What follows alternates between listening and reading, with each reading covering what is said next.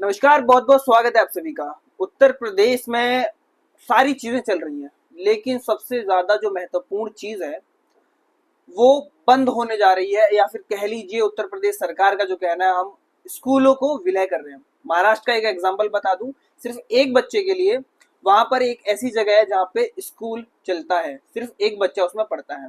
वो बात की बात है। डॉक्टर साहब कैसे देख रहे हैं? आप प्रोफेसर हैं, बच्चों को आपने इतने समय तक पढ़ाया।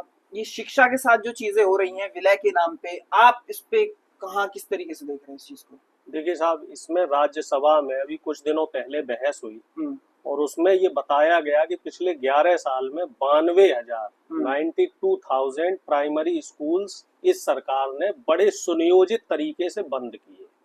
पूरे देश में टीचर, हाँ, स्कूल्स बंद हुए, कैसे हुए उसका पैटर्न भी बताया गया कि पहले वहाँ शिक्षकों की भर्तियां नहीं करी गई। जब किसी स्कूल में शिक्षक नहीं होंगे तो जाहिर सी बात है कि बच्चों की संख्या कम होगी। एक या दो शिक्षकों से अगर पूरा स्कूल चलेगा तो वो क्लासेस नहीं हो पाएंगी, तो धीरे धीरे बच्चों की संख्या कम हो जाएगी।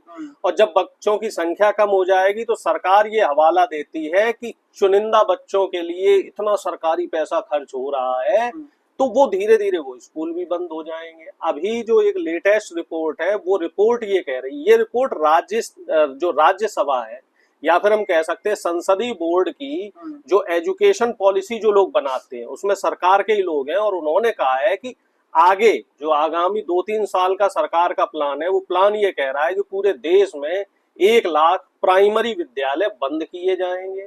उसके बाद ये जूनियर लेवल के विद्यालय बंद करेंगे, हाई स्कूल इंटर कॉलेज बंद करेंगे, यूनिवर्सिटी बंद करेंगे, तमाम सरकारी विश्वविद्यालय बंद करेंगे। कारण साफ है कि इन सरकारी विद्यालयों में कौन पढ़ता है? दलितों के बच्चे, अति पिछड़ों के बच्चे, पिछड़ों के बच्चे, माइनॉरिटी के बच्चे, या फिर हम ये कह सकते हैं जो गांव के गरीब बच्चे हैं वो पढ़ते हैं। और ये लोग गांव की जो ग्रामीण अंचल से जो लोग आते हैं, जो दलित, पिछड़े, शोषित, वंचित समाज के लोग आते हैं, इनको शिक्षा के अधिकार से वंचित करना चाह रहे हैं। और ये लोग कौन हैं? जो सरकार में बैठे हुए मनवादी, सामंतवादी और आरएसएस की जो विचारधारा के लोग हैं। अभी तो सिर्फ 5,000 स्कूल बंद किए गए हैं, अब इन स्कूलों में आप देखना आरएसएस की प्रयोगशालाएं शुरू हो जाएंगी। आरएसएस के प्रयोग शुरू। अरे हम क्या एंगल बता रहे हैं इस चीज में? सरकार किसकी है? बीजेपी की। बीजेपी के पीछे कौन है? आरएसएस। जो तमाम सरकारी स्कूल अब तक बंद हुए हैं उनमें आप पता कर लो, उनमें वहां पे आरएसएस के कार्यालय खुल रहे हैं, सरस्वती शिशु मंदिर खुल रहे हैं, आरएसएस के लोग वहां पे, उनका सीधा इन्वॉल्वमेंट है। और वो लोग क्या कर रहे हैं? वो लोग शिक्षा को कमजोर करके जो पाखंड है उसकी तरफ लोगों को बढ़ा रहे हैं, सांप्रदायिकता की तरफ बढ़ा रहे हैं। मुसलमानों के, सिखों के, दलितों के, पिछड़ों के प्रति जो हिंसा है, मन में जो घृणा है, वो लोगों के डाली जा रही है। और वो माहौल देख के, जहां पे देख लिया कि भाई जैसे हरियाणा की बात कर ले तो वहां जाट समाज के खिलाफ, उत्तर प्रदेश की बात करी जाए तो उत्तर प्रदेश में मुसलमान और यादवों के खिलाफ, ऐसे ही झारखंड, छत्तीसगढ़ की बात करें तो वहां आदिवासी मेजोरिटी में तो आदिवासियों के खिलाफ, महाराष्ट्र की बात करी जाए तो महाराष्ट्र में मराठों के खिलाफ। ये तो है हमारी सरकार की दशा, दिशा, मनसा। वहीं जापान में एक खबर में अभी देख रहा था कि सिर्फ एक बच्ची के लिए पूरी ट्रेन चलती है, पूरी ट्रेन उस गांव में जाती है, वहां से उस बच्ची को स्कूल तक लेके आती है। सोचो, एक बच्ची के लिए कितनी सरकारी व्यवस्थाएं चल रही हैं, क्योंकि वहां की सरकारों के एजेंडे बिल्कुल फिक्स है। एक एग्जांपल कोई भी बच्चा, महाराष्ट्र में नहीं, वो तेलंगाना का उदाहरण है। तेलंगाना में बीबीसी की रिपोर्ट है, वो गोदी मीडिया की रिपोर्ट नहीं है। तेलंगाना में सिर्फ एक बच्ची के लिए पूरा स्कूल चलता है, प्रॉपर सारे विषयों के शिक्षक हैं, प्रॉपर टाइमिंग, पूरी स्कूल में जो टाइमिंग होती है 5 घंटे 6 घंटे की, पूरा स्कूल चलता है। और चलना भी चाहिए, क्योंकि सरकार को हम सब लोग प्रत्यक्ष और अप्रत्यक्ष रूप से टैक्स देते हैं, तो कम से कम जो 2 बुनियादी सुविधाएं हैं वो सरकार को हर व्यक्ति को देनी चाहिए। पहली शिक्षा और दूसरी चिकित्सा, और इन्हीं दोनों व्यवस्थाओं को ये सरकार जानबूझ के नहीं दे रही है। कारण मनवादी व्यवस्था स्थापित करनी है। मनवादी व्यवस्था क्या है कि गरीब और अमीर के बीच का फासला बढ़ाना है। चंद मुट्ठी भर जो लोग हैं हमारे देश में, उनके पास सारे साधन संसाधन रहे, इन आरएसएस और बीजेपी के जो नेता हैं, बड़े बड़े जो व्यापारी हैं, हाँ। ये लोग पढ़े, किसमें पढ़े? प्राइवेट स्कूल में पढ़े, प्राइवेट यूनिवर्सिटीज में पढ़े, विदेशों में पढ़ के आए, तो बात तो और वही है ना। हमारे जो गरीबों के बच्चे हैं वो लोग क्या करें? वो लोग गुलामी करें। अब तो प्राइवेट स्कूल भी जगह जगह खुल गए हैं, उनकी इन्वॉल्वमेंट ज्यादा है। वैसे भी सरकार कहती है कि प्राइवेट ज्यादा बेहतर होता है। प्राइवेट की फीस क्या है? हाँ। फीस मोदी जी देंगे कि अमित शाह जी देंगे कि योगी आदित्यनाथ जी देंगे? प्राइवेट की फीस आप फ्री करवा दो, गरीब बच्चा प्राइवेट में भी पढ़वा लेगा। जबकि सरकार का जो प्रावधान है आर्टिकल 15(5), जिसको प्रधानमंत्री मोदी ने अभी तक इम्प्लीमेंट नहीं किया है, ये मनमोहन सिंह की जो सरकार थी यूपीए की, उसमें ये अमेंडमेंट पारित हुआ था कि जो निजी क्षेत्र हैं, चाहे वो प्राइवेट स्कूल हो या विद्यालय हो या यूनिवर्सिटी हो, वहां पे भी गरीबों के लिए, दलितों के लिए, पिछड़ों के लिए आरक्षण होना चाहिए।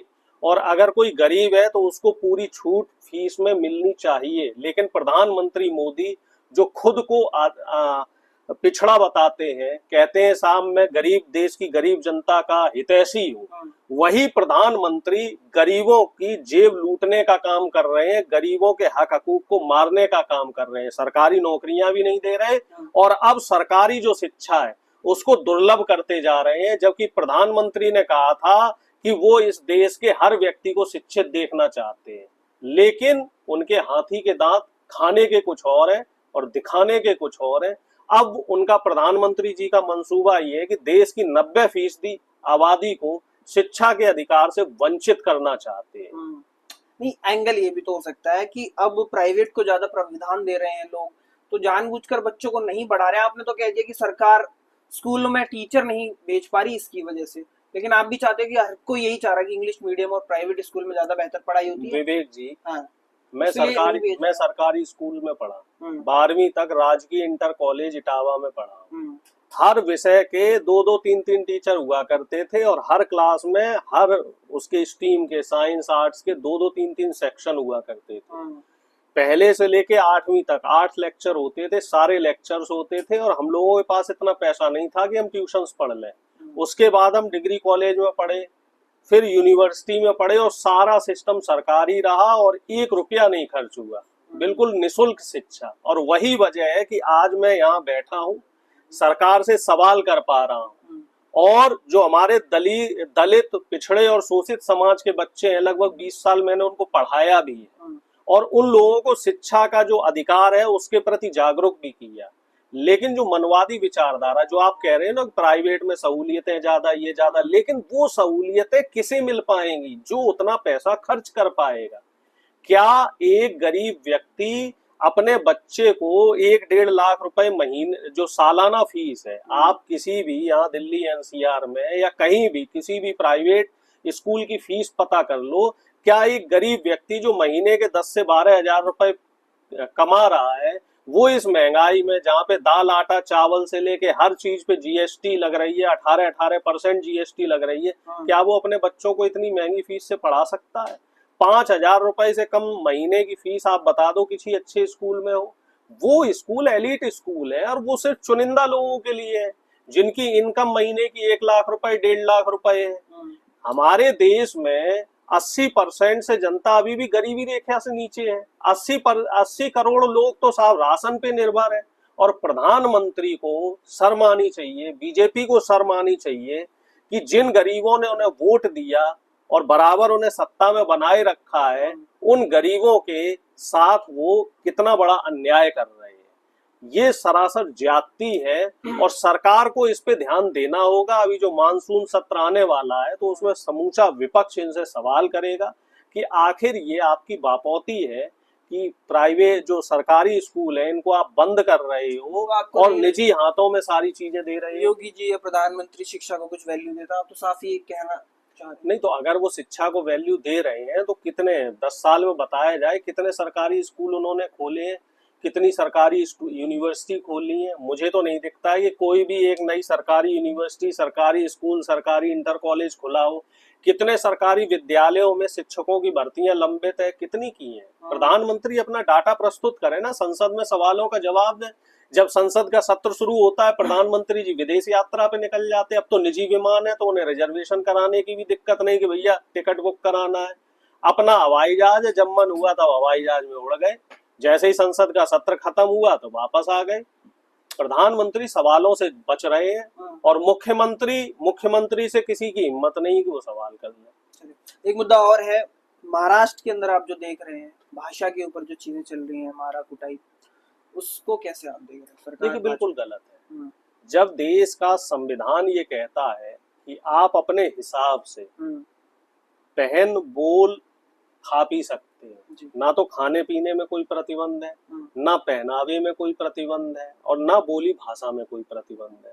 और मध्य प्रदेश में बीजेपी की डबल इंजन की सरकार है। राज ठाकरे का संगठन जो इस तरीके से मराठी वाला मूवमेंट चला रहा है, वो अभी तक ऑफिशियली बीजेपी के साथ है। बीजेपी गठबंधन को इन्होंने सपोर्ट किया है। तो इससे हम एक चीज तो साफ तौर पे जान सकते हैं कि प्रधानमंत्री की, बीजेपी की और आरएसएस की सह के बिना ये सब हो पाना मुश्किल नहीं है, क्योंकि वहां पे ये एक माहौल बनाना चाह रहे हैं, एक हिंसात्मक और एक तरीके से बोला जाए सांप्रदायिक माहौल तैयार किया जा रहा है, हिंदी बनाम गैर हिंदी का, जिससे कि विभाजन हो, वोटों का विभाजन हो और उसका फायदा जो बीएमसी चुनाव आने वाले हैं उस चुनाव में बीजेपी उठा सके। क्योंकि BJP divide and rule policy को फॉलो करती है। बटेंगे तो बीजेपी को फायदा मिलेगा, एकजुट रहेंगे तो बीजेपी नुकसान में रहेगी। यूपी की बात की, थोड़ी सी महाराष्ट्र की भी बात करी। ये जो स्कूल बंद हो चुके हैं या फिर और इन पे बंद होने हैं, आपकी क्या राय है? क्या शिक्षा को ये सरकार वैल्यू दे पा रही है? क्या प्रधानमंत्री या मुख्यमंत्री कावड़ जैसी यात्रा में करोड़ों रुपया खर्च कर देते हैं, लेकिन जो मूल शिक्षा जैसी बात होती है उस पर पैसा खर्च करते हैं या नहीं?